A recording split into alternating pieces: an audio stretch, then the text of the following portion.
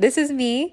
My name is Kritika, and I'm a registered dietitian with a master's degree in clinical nutrition. And I'm here to debunk myths and misinformation, as well as hopefully inspire you to be a happier, healthier version of yourself. So I hope you guys really enjoy this video.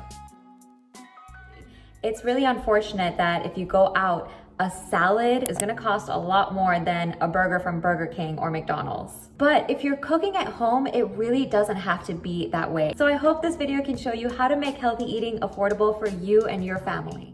Tip number 1 is to plan your meals. If you fail to plan, you're planning to fail. If you can just put a little bit of effort into planning, and honestly, sometimes this just takes me 30 minutes of my whole entire weekend, it's gonna save you both time and money. The first thing you want to do is take inventory of what you already have in your pantry and in your fridge. Usually I go grocery shopping every week, and the week before I went on vacation, I realized I had a bunch of frozen quinoa and frozen peas and frozen corn that I could use to make like a fried rice, but with quinoa. So all I had to get was some bell peppers and tofu, and I already had soy sauce.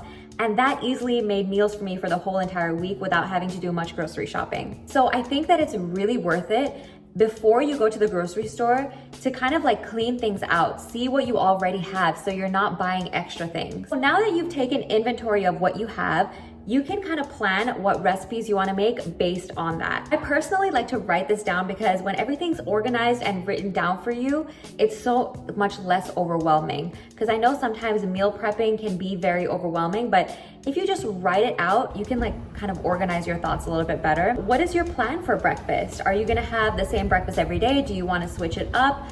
If I have it written out and if I have a plan, I stick to it most of the time, and that is the key to healthy eating. You don't have to be perfect with it. It's okay if you go off the plan for 1 or 2 days, but as long as you're following it 80% of the time, that's great. Consistency is so much more important than perfection. If you're getting any value out of this video right now, I would really love it if you hit that like button for me so that I know. I also find that doing this step and taking this paper with me to the grocery store makes my grocery shopping so efficient because I'm just in and out, I'm just getting what's on my list and then maybe a few snacks here and there. And this might also prevent you from driving through that McDonald's and just getting a quick meal because you already have something planned for you.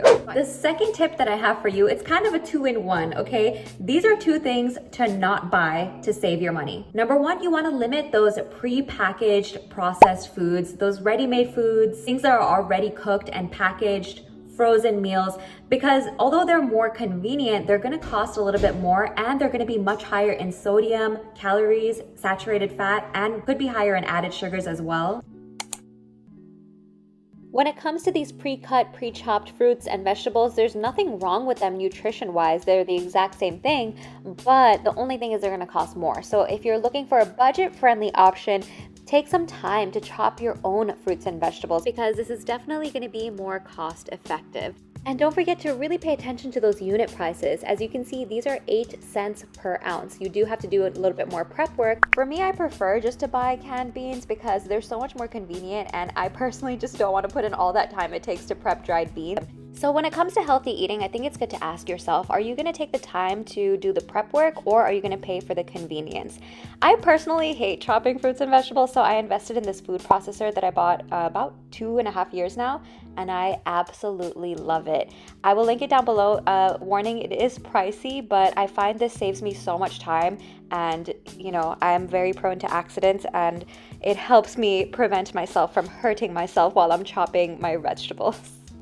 And the second thing to avoid is organic produce. You don't need to buy organic fruits and vegetables to be healthy. The truth is, we do not have any conclusive research showing that organic is healthier. It is true that those that consume only organic produce and organic diets, they do have less of a urinary excretion of pesticide metabolites. But the problem is, in the research, we haven't seen this translate into actually meaningful health outcomes and a meaningful health benefit. So in my opinion, we're really focusing on the wrong thing when it comes to healthy eating. Instead of focusing so much on buying organic or not, I mean, if you choose to do so, that's fine. But for those who are looking for a more budget-friendly option, rest assured that the pros of eating more fruits and vegetables far outweigh the cons of what little pesticide residue could be on those foods. But if you're worried about pesticides, personally, I buy conventional and scrub it with a vegetable brush because this method of washing gets rid of up to 80% of the pesticide residue on produce, and up to 79% of all statistics are totally made up. So as a dietitian, I think it's so much more important to just worry about getting your fruits and veggies in, whether they're fresh, frozen, organic, or not.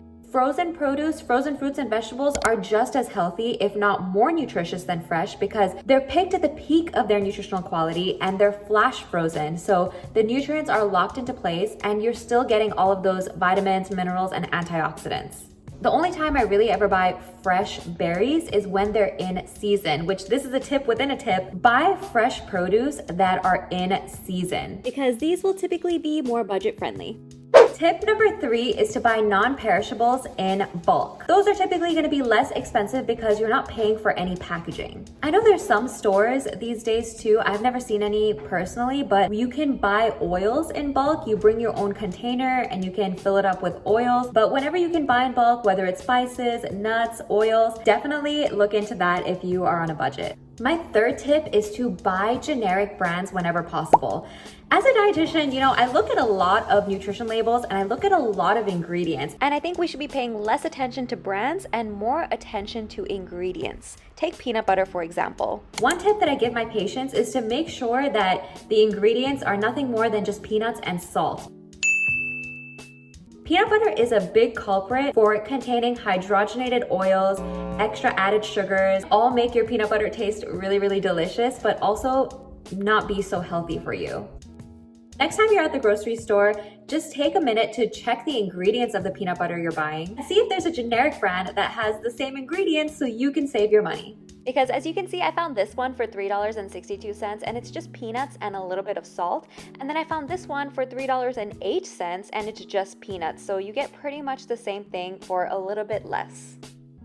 And you can also freeze your meals because that way you're not wasting your meals. You're not throwing them out because they go bad. If it's been a couple of days and you haven't eaten something, see if you can just put it in a freezer safe container and freeze it for next week or whenever you're in the mood to eat it again. So think about healthy eating as an investment in your health. You will have to sacrifice time and money up front so that you can take care of your one and only body to avoid future health issues and complications down the line. It's an investment in yourself and you deserve it. For more on motivation to eat healthy and invest in your health, check out this video next, and I hope it gives you some inspiration. Please don't forget to subscribe to my channel if you're interested in more videos and hit that notification bell so that you stay up to date on the new videos that I post. If you found the one, you should never give her up. I think it's the way life changes when in love, yeah. I surround my soul with the positive.